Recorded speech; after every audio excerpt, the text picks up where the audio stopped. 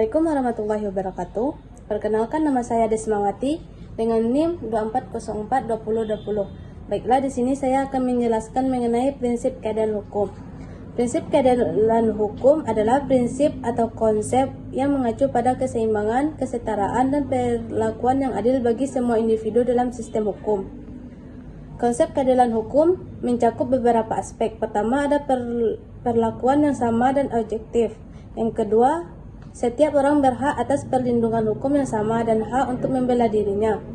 Yang ketiga, keputusan hukum harus berdasarkan pada bukti yang sah dan diproses yang adil, di mana hakim atau penegak hukum bertindak secara netral dan tidak memihak. Penemuan hukum. Penemuan hukum merupakan proses pembentukan hukum yang dilakukan oleh hakim dan penjabat berdasarkan undang-undang untuk menyelesaikan peristiwa tertentu.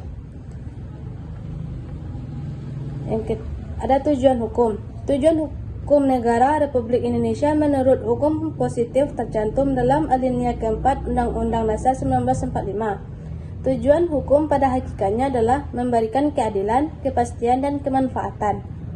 Sifat hukum.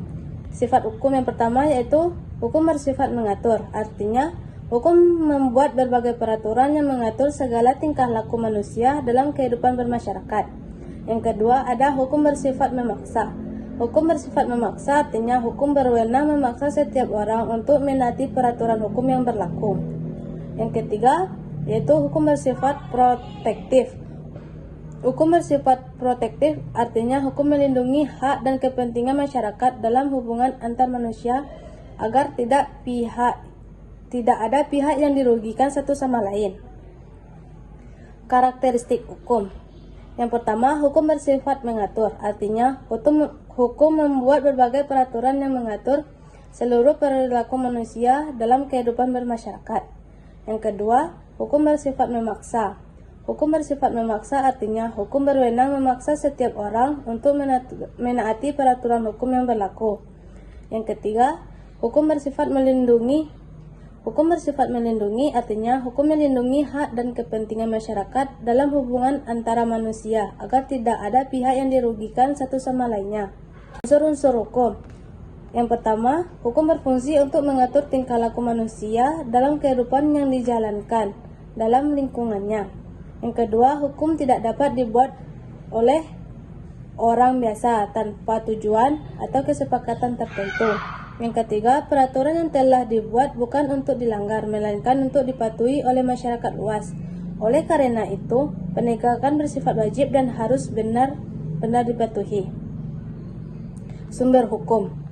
Pancasila, sumber segala hukum. Pancasila merupakan dasar negara Indonesia dan sumber segala sumber hukum. Pancasila seakan menjadi sebuah konsep yang setiap hari diperbincangkan, namun tidak memiliki nama tertulis dalam Konstitusi Indonesia. Oleh karena itu, dalam artikel penulisan bermaksud untuk mengupas kedudukan Pancasila sebagai sumber segala hukum dan merumuskan langkah implementasinya dalam membangun negara hukum di Indonesia. Konstruksi hukum. Sumber hukum utama sistem hukum nasional Indonesia adalah peraturan perundang-undangan atau sistem tertulis. Sedangkan peraturan perundang-undangan bersifat statis, sedangkan masyarakat bersifat dinamis, sehingga peraturan perundang-undangan seringkali tertinggal dengan perkembangan masyarakat. Interpretasi hukum.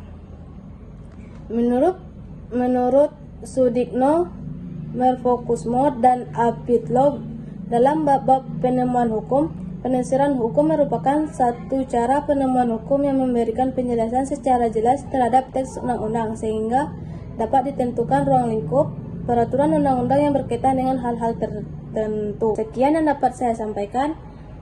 Kalau ada salah, saya mohon maaf. Wassalamualaikum warahmatullahi wabarakatuh.